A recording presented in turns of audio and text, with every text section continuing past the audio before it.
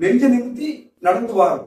அது எங்கிருந்து வந்துச்சு அப்படின்னு எங்க ஆசா கிட்ட கேட்டப்பதான் அந்த அந்த பாரம்பரியத்தை பத்தி எங்களுக்கு சொல்லி தந்தாங்க. இல்லப்பா, உன்னோட பாரம்பரியம் இது, நீ கத்துக்கிட்ட கலை இது, இது எப்ப யூஸ் ஆகும்போது உனக்கு தெரிஞ்சுச்சா, நீ எப்படி ஃபைட் பண்ண தெரிஞ்சா கேட்கும்போதுதான் ஒரு ஒரு 3 நிமிஷம் ஃபைட் தான். ஆக்சுவலா ஒரு 3 நிமிஷம் ஃபைட் தான்.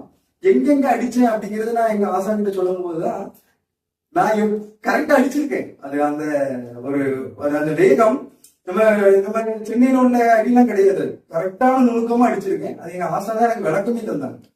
இந்த அடிக்கு இந்த விளக்கம் அப்படின்னு சொல்லி தந்தாங்க. அதுக்கு பிறகுதான் அந்த கலைக்கு இவ்வளவு மதிப்பா, கலையோட உயிரோட்டம் உள்ள ஒரு ஆசிரியர்கிட்ட இருக்கும்போது அந்த மாணவனோட உயிரும் பாதுகாக்கப்படுது அப்படிங்கிறது தான் நான் அடிச்சு சொல்லுவேன்.